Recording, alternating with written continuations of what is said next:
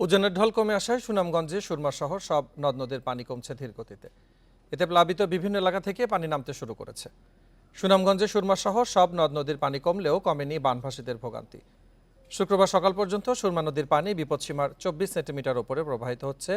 এখনও পানিবন্দী 11 উপজেলার 781টি গ্রামের প্রায় 5.5 লাখ মানুষ।